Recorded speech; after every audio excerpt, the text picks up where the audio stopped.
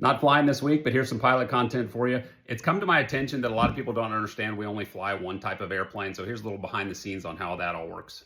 I've seen numerous comments where people think because I'm a Delta pilot, I can go to the airport and fly any Delta Airlines plane there is. It doesn't work like that at all. We are only current and qualified to fly one type of airplane at a time. For me, it's the A320 series aircraft, which includes the A319, 20, and 21. So that's the only thing I fly. It's not to say I couldn't physically fly a 757 or 737, but I'm not currently qualified and trained on that.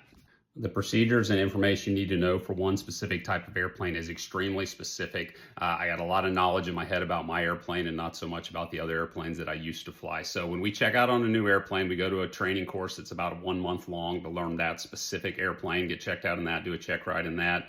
And then we go back to recurrent training on that every 9 months at my airline. Some places do it once a year. We do it 2 days every 9 months. You know, you may look at a 757 and an Airbus 321 about the same size, look similar to the layperson.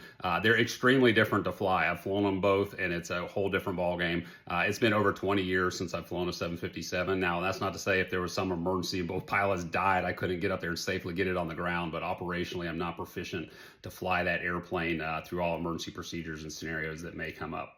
When you're new to the airline, they assign you to an airplane. There is a bidding process for that, but they basically assign you where they need you to the first one. After that, you make the choice when to bid to the next airplane. If you bid to another airplane, you then endure a 2-year seat lock at my airline where you can't train anything else. It's expensive to train the pilots. They want us to stay in one position, so you have the choice to move, but once you move, you're committed for a couple years. In my time at Delta, I've crewed the 717, 727, 737, 757, 767, MD-88, MD-90, Airbus A319, 20, and 21. So a lot of airplanes, but I only currently fly the Airbus 320 series.